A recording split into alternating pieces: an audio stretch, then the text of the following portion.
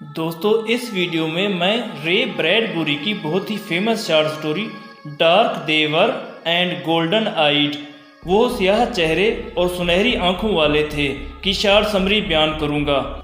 یہ کہانی ایٹمی ہتھیاروں سے خوف زدہ انسان کی حالت بیان کرتی ہے۔ انسان کی زندگی اس قدر غیر محفوظ ہو گئی ہے کہ وہ ناگہانی موت سے بچنے کے لیے کسی اور سیارے میں پناہ لینا چاہتا ہے جہاں امن اور خوشحالی ہو۔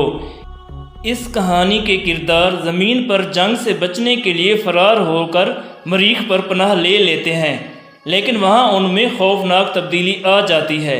ان کے رنگ انتہائی سیاہ لیکن آنکھیں سنہری ہو جاتی ہیں۔ ہیری بٹرنگ، اس کی بیوی اور 3 بچے مریخ پر اترے تو انہیں محسوس ہوا کہ ان کے جسم ہلکے پھلکے ہو گئے ہیں اور وہ کسی خلا کے مرکز میں کھڑے ہیں۔ ہیری کی بیوی دھوئیں میں چکر کھا رہی ہے اور بچے اس طرح تھے جیسے بیج ہوں جنہیں کسی بھی لمحہ مریخ کی زمین پر کاشت کر دیا جائے گا۔ اسے ایسے لگتا تھا کہ مریخ کی ہوا اس کے جسم سے اس کی روح نکال لے گی، جیسے ہڈی میں سے گودا نکل آتا ہے، جیسے وہ کسی کیمیائی مرکب میں ڈوبا ہوا ہو جو اس کے دماغ کو تحلیل کر دے گا اور ماضی کو جلا ڈالے گا۔ اس نے گھبرا کر فوراً زمین پر واپس جانے کا فیصلہ کیا، لیکن اس کی بیوی نے اتفاق نہ کیا۔ پھر انہوں نے قصبے میں جا کر ایک جھونپڑی بنائی اور ناشتہ کیا، لیکن خوف بن بلائے حصہ دار کی طرح ان کے ساتھ تھا، کیونکہ وہ خود میں اور اپنے ماحول میں عجیب و غریب تبدیلی محسوس کر رہے تھے۔ دوپہر کو ان کی بیٹی لارا نے چیختے ہوئے انہیں بتایا کہ اچانک ریڈیو پر خبر آئی ہے کہ نیو یارک پر ایٹمی حملہ ہو گیا ہے اور سارے راکٹ تباہ کر دیے گئے ہیں۔ ہیری نے سوچا کہ اب وہ مستقل طور پر مشکل صورتحال میں پھنس گئے ہیں اور زمین پر واپس نہیں جا سکیں گے۔ اس نے سب کو حوصلہ دیا، پھر اس نے اپنے مکان پر نظر ڈالی جو کہ جل چکا تھا۔ ہیری نے کوٹ پہنا اور ٹائی لگائی اور قصبے کی طرف چل پڑا۔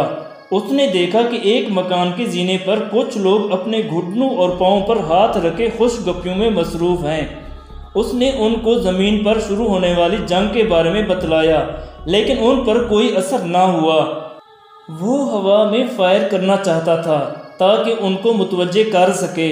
اس نے سیم سے پوچھا کیا وہ راکٹ بنانے میں اس کی مدد کرے گا۔ سیم نے کہا کہ اس کے پاس دھاتیں اور راکٹ بنانے کے لیے کچھ بنیادی خاکے ہیں جو وہ اس کو $500 میں فروخت کر دے گا۔ مزید برآں اگر وہ 30 سال تک اکیلا کام کرتا رہے تو راکٹ بنانے میں ضرور کامیاب ہو جائے گا۔ اس پر سب لوگ ہنسنے لگے۔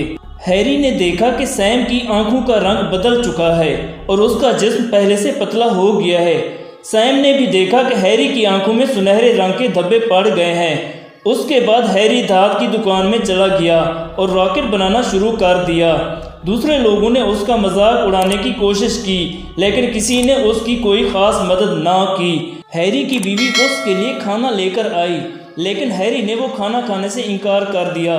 اس نے کہا کہ وہ صرف زمین سے لائے ہوا کھانا جو ڈیپ فریزر میں پڑا ہے کھائے گا۔ موسم بہت شدید اور عجیب تھا۔ رات کو شدید سردی اور دن کو شدید گرمی۔ گرمی سے نہریں خشک ہو گئیں، سبزہ زار جل کر راکھ ہو گئے اور گھر جل کر خستہ حال ہو گئے۔ بچوں کے جھولنے کے لیے لٹکائے گئے ٹائر بھی جل کر ہوا میں گھڑی کے پنڈولم کی طرح لٹکنے لگے۔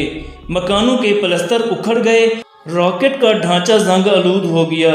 موسم خزاں آیا تو ہیری کی رنگت سیاہ اور آنکھیں سنہری ہو چکی تھیں۔ وہ اپنے بیٹے کی طرح نوجوان نظر آتا تھا۔ اس کی بیوی کورا بھی اپنی بیٹی کی طرح دبلی پتلی ہو گئی تھی۔ 5 سال بعد اچانک ایک راکٹ وہاں آ کر گرا۔ اس میں سے کچھ لوگ نکلے اور چلا چلا کر کہنے لگے کہ ہم نے زمین پر جنگ جیت لی ہے، اب تمہیں بچانے کے لیے آئے ہیں۔ کیپٹن نے ایک ویران شراب خانہ میں ہیڈ کوارٹر بنا لیا۔ اس کے لوگ پہاڑوں میں لوگوں کو تلاش کرنے لگے۔ کچھ دیر بعد کیپٹن نے بتایا کہ ہمیں پہاڑوں میں کچھ مقامی لوگ ملے ہیں۔ وہ سیاہ رنگت اور پیلی آنکھوں والے ہیں۔ وہ انتہائی ملنسار ہیں۔ وہ بڑی تیزی سے انگریزی سیکھ رہے ہیں۔ ان کی تعداد 600 سے 800 ہوگی۔ کیپٹن نے ان لوگوں کے بارے میں پوچھا جنہوں نے زمینی گھر بنائے تھے۔ لیفٹیننٹ نے کہا کہ مقامی لوگوں کو اس بات کا کوئی علم نہیں۔ وہ بہت امن پسند ہیں۔ ممکن ہے کہ انہوں نے ان تمام لوگوں کو مار دیا ہو یا وہاں پر طاعون کی بیماری پھیل گئی ہو جو ان سب کی جانیں لے گئی ہو۔ کیپٹن کے مطابق ان کی ہلاکت ایک ایسا راز ہے جو کبھی بے نقاب نہ ہو سکے گا۔